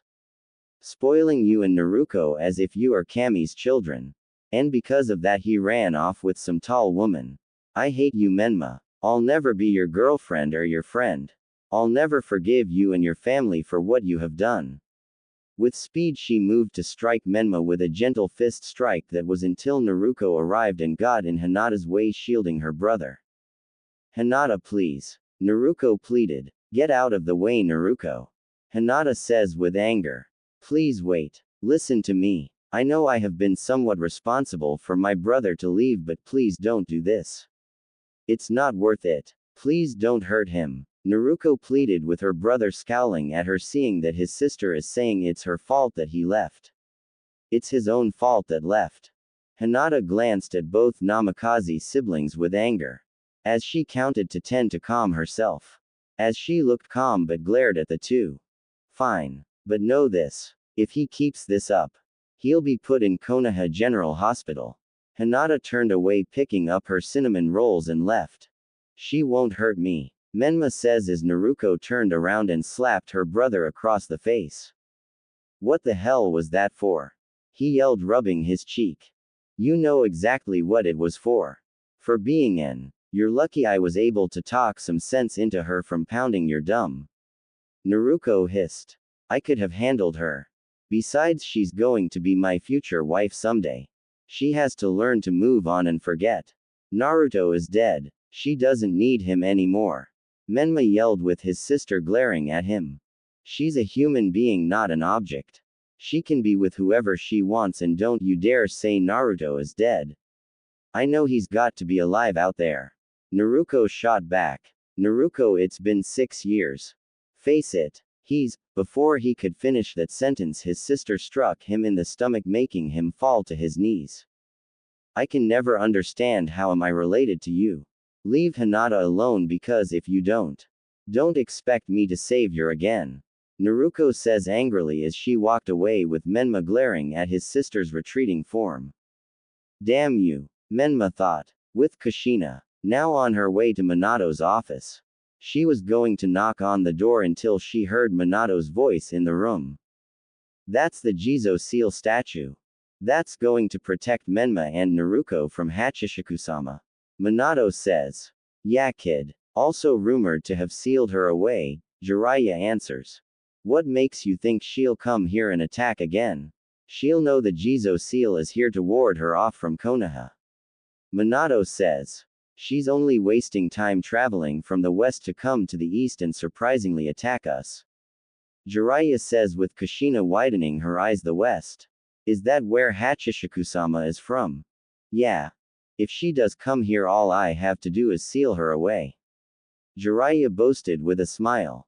Yeah. But what about Naruto? Minato asks as Kushina listened closely. Minato. That brat has been nothing but trouble. He's willing to get back at us all because we picked his siblings over him when he's not the chosen one. It's not our fault. I say forget about him. To me he's dead. Jiraiya spoke with Kushina on the other side of the door, gritting her teeth and narrowed her eyes. Sensei, he's still.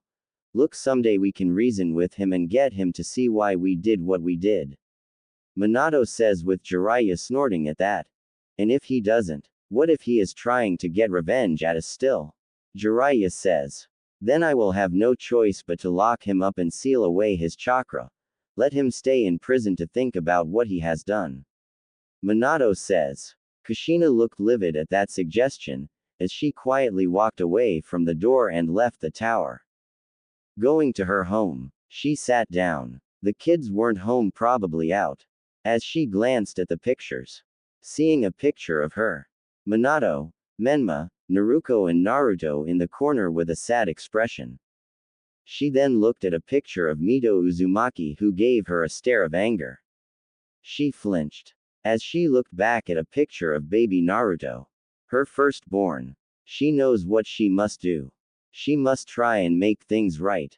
She went upstairs to her and Minato's bedroom and went into her closet while saying Kai, undoing a genjutsu on another part of the wall, showing a secret closet opening. She grabbed her kunoichi gear, her scrolls, and her sword Benaheim. She suddenly grabbed multiple sets of clothes and other belongings. Now packed and ready, she wonders should she leave a note to her kids telling them that she's going on a long trip, and that she will be back. She's going to get Naruto back from Hachishaku-sama and bring him home and give him the love that he should have been given in the first place. He could live with her in the motel. No. Maybe that wasn't a good idea. Knowing Minato will directly respond to that and will have Hunter Nin looking for her. To hell with it all. She wants to make this right and she must do it. She can't bear to think what Hachishaku-sama is doing to her son. Leaving the house and quietly leaving the village without looking back. She has to do this. Naruto and his 2 kids Hyakkimaru and Teiko are with him. As the 3 go out, having left their private village out to explore. Hyakkimaru was riding his horse Midori with his sister Teiko behind him holding her scissors. Naruto was just walking as his kids and the horse followed. Wandering in the west that has warlords, daimyos, samurai and shinobi alike. Some are Ronin mercenaries. Demons too often attack at night. There are some demons here in the west that attacks humans day and night. Dragons too, along with mythical creatures and great demons. There are other daiokai like Hachishaku-sama. Yet Naruto is one as well. Right now there are wars going around in the west. Not to mention fighting enemy kingdoms and demons at the same time. Yet here the 3 of them are going on an adventure or go somewhere nice.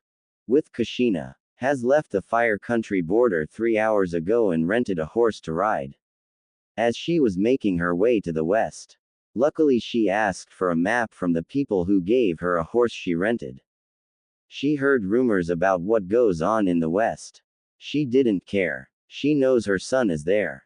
And knows for a fact Hachishaku-sama is also there in the west. Maybe the people of the west can tell her where Hachishaku-sama is in the west when she gets there. She packed everything she needed when she gets to the west. There is no turning back now. She has to make this right. She must bring her son back and make amends. Maybe try to get Naruto and Menma to open up to their brother and bond with him again. As for her husband, Minato. Hopefully if she comes back with Naruto, she is going to reason with him one last time. Stop this prophecy bullshit. It's the reason their family fell apart and yet he refuses to see that. If he still decides to stay with Jiraiya on this foolish crusade of the prophecy, then she leaves him no choice but to leave him via divorce and take the kids with her and leave Konoha. She wants to bring the family back to the way it was. No prophecy, no neglect, no favoring one child or another, she just wants everything the way it was. And if he wants to throw it all away for a prophecy, then so be it. She leaves him and takes her kids elsewhere for them all to be a happy family and will love them all equally. She'll cross that bridge once she finishes her mission. I'm coming, Naruto Sochi. I'm going to take you home and defeat that child-killing monster even if I have to die trying. Kushina thought with conviction as she rode on her horse faster. As the horse kept galloping heading to the west, which is very far, far away. Back with Naruto, with his two children as they traveled northwest. It was then Hyakkimaru, who was still on his horse, looked around with his eyes. He sees multiple red signatures, which means there are evil corrupted humans who shed innocent blood. What's up, Hyakkimaru? Naruto asked his son, who noticed the look on his son's face. As Teiko followed his line of look, the three peek from the bushes and sees a group of villagers along with a group of samurai holding torches. And looks at them burning down houses. Burn them down now, said a samurai as they began burning the village. That's too cruel, says a little girl who was besides her parents in another bush. As her father gripped his polearm, glaring at the samurai for doing this. The lords and samurai think they can do anything if it's for war, but, says a woman looking towards her husband, putting a hand on his shoulder. Please, not anymore. The wife pleaded her husband, who have a look of resignation, and sighed. Let's go, he says, turning away both he, his wife and daughter, since he was too weak to try and fight them if it wasn't for his legs. Stop right there, called out a samurai, spotting the three. I'll never forget that polearm. Our homes were raided by bandits and my friends were all killed. I could never understand why I was left alive, but now I know. Hibukuro, yelled the samurai, unsheathing his sword to now kill the man named Hibukuro, but Hibukuro had a quick reaction and stabbed his polearm through the samurai that attempted to kill him. You bastard, yelled another samurai as they all unsheathed their sword and are going to attack. Hibukuro growled, seeing the other samurai start to approach, until a boy jumped from the bushes and turned both his arms into blades and beheaded the samurai. Shocked that a boy killed two samurais, the rest were going to attack Hyakkimaru until two flying knives went at their throats, courtesy of Teiko, who thrown her knives. As Naruto made himself known. Isn't this something? You samurai would attack a man who is in his weakened condition. Naruto says. Who are you? Asked a lead samurai who pointed his sword at Naruto. I don't give out my name to dead men. Naruto snaps his fingers as samurai cons made themselves known and attacked the samurai, killing them all. Thank you, whoever you are, Hibukuro says towards Hyakkimaru, who nodded. My name is Naruto, and you are most welcome.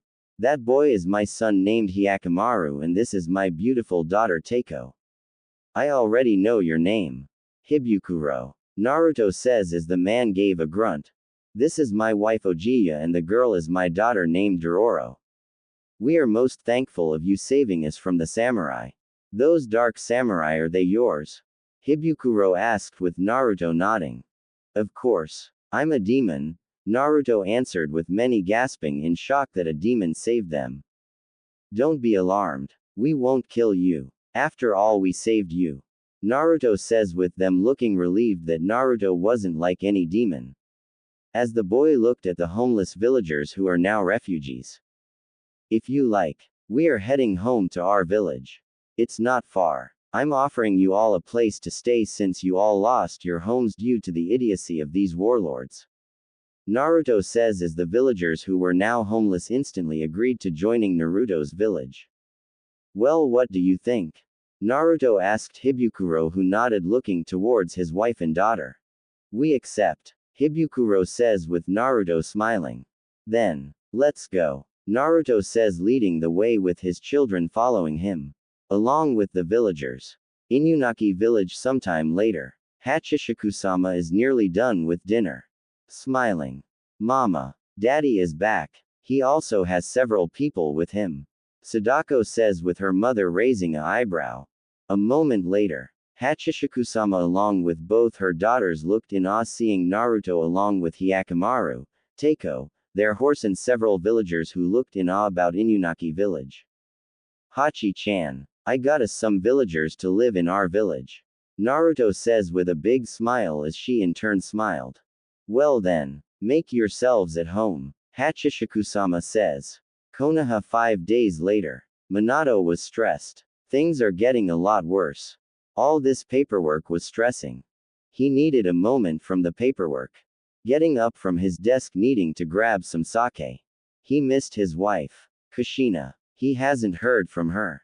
And wondered where was she. He looked on the cage crystal ball and looked at the hotel she would stay in. His brow raised. Her hotel room looked empty. Odd. Maybe she went to the house to see the kids. He looked there only to not find her there. If she's not at the hotel she stays cooped in or at the house to see the kids. Then where the hell is she? Something is not right. His thoughts were interrupted when his office doors are opened and walked in was Tsunade. Minato, have you seen Kushina? She asked. No. Have you? He asked her as she shook her head. I stopped by at the hotel to try and talk to her but there was no answer. Tsunade says. I checked her hotel and at the house with the crystal ball. Strange thing is I haven't heard from her in 5 days and the kids haven't seen her. Minato says as he thought long and hard. Where is his wife? He knows she hasn't been the same since Hachishaku-sama took Naruto. Naruto. Then, suddenly his blue eyes went wide with horror and realization on where his wife is. Oh. Fuck. I need all hunter nins available immediately. ASAP. Minato yelled out with Tsunade looking surprised. What? Why? She asked confused. Kushina left the village. She's gone out looking for Naruto. Minato replied with Tsunade looking shocked. Damn it, Kushina. Why? Thought Minato, how could she do this? And get me Jiraiya. I need him now. Minato yelled out. He hoped he wasn't too late. Hopefully the hunter nins and Jiraiya will find Kushina and bring her back. How will he explain this to Naruto and Menma?